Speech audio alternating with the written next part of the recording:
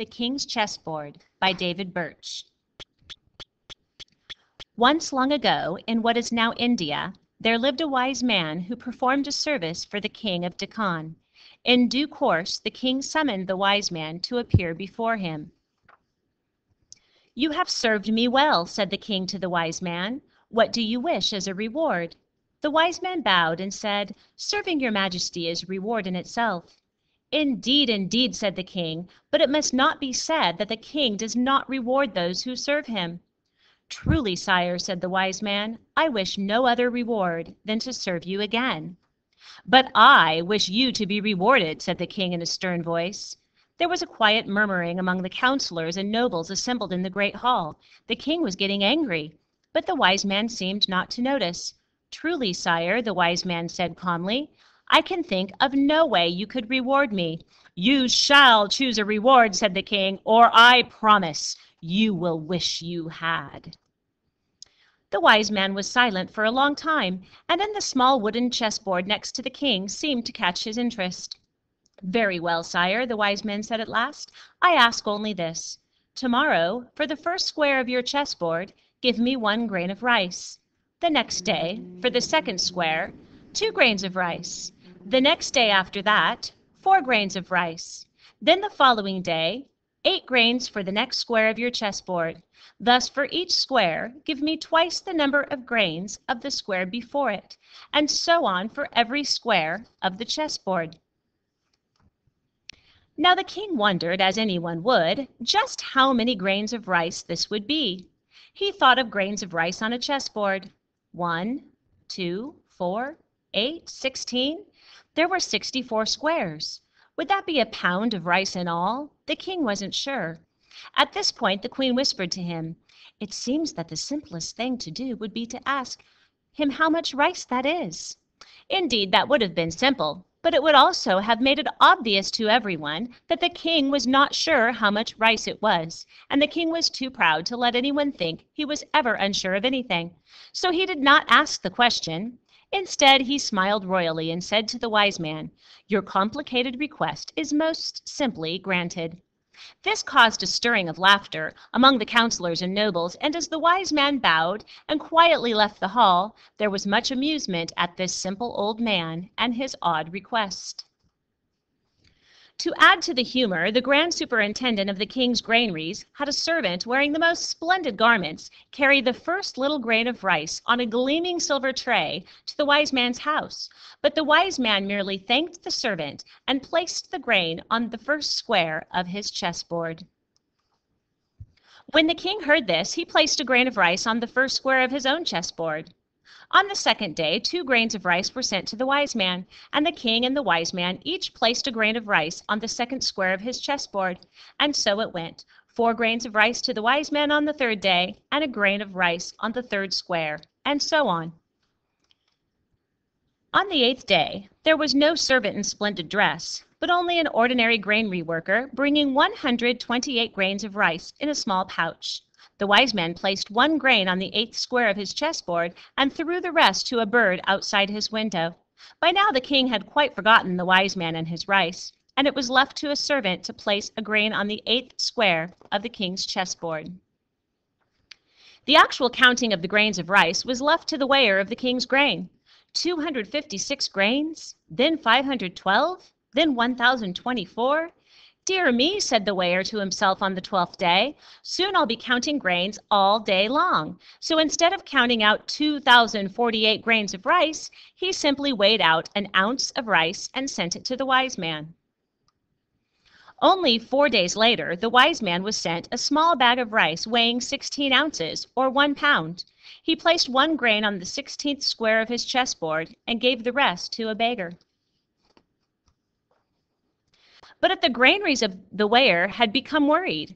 "Tomorrow," he said to himself, "it will be 2 1-pound bags, and the next day it will be 4. He calculated the amounts, 8, 16, 32. When he got to 2,048 bags, he stopped in alarm. "I must tell the grand superintendent of the king's granaries at once."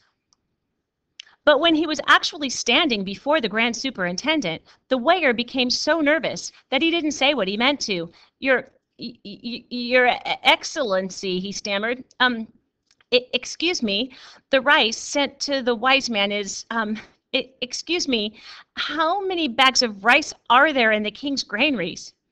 "What kind of question is that?" demanded the grand superintendent. "Where have you been drinking?" No, Your Excellency," the weigher said. Then he hurried back to his scales and promised himself not to bother anybody again about the wise man's rice. It was only 9 days later that the grand superintendent saw 4 granary workers carrying sacks of rice from the granary. Following them was a group of ragged children. "Here, stop!" shouted the grand superintendent. "Where are you going with the king's rice?" When the children laughed at this, the grand superintendent demanded, "And why are these urchins so merry?"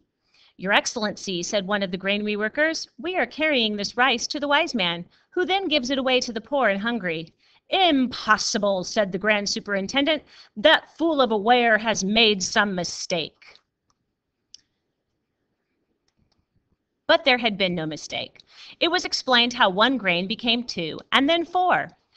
Grains became ounces, ounces became pounds, a bag became 2 bags, and today it was 4 sacks, each weighing 128 pounds. The grand superintendent said to himself, "Tomorrow there will be 8 sacks, over half a ton. I must tell the king." But the king was away hunting in the mountains that day and the next. So on the following day, the grand superintendent had to send the wise man over a ton of rice. The next day it was 2 tons, and still the king had not returned to the palace. There was nothing to be done. The next day, 4 tons, then 8 tons. On the day after that, when the king returned, he heard a great cheering outside his palace. From his window, he saw 16 wagons, each carrying 16 sacks of rice, over a ton on each wagon. The wagons were followed by a crowd of happy people. "Where are those wagons going?" the king demanded. "Sire," said the grand superintendent of the king's granaries, "that is the rice being sent today to the wise man." "Impossible," said the king. "You have made some mistake." "I fear not, sire," said the grand superintendent, and began to explain how 1 grain became 2, then 1 ounce became 2 ounces, then a pound became— "Enough," said the king. "Summon the royal mathematicians." The mathematicians appeared and were ordered to determine how many tons of rice the king had in fact promised to the wise man. After an hour of calculating and recalculating, the chief mathematician rather nervously held up a slate with their answer. As the king read the number, he grew angrier and angrier. 549,755,830,887 tons. "Tons!" roared the king.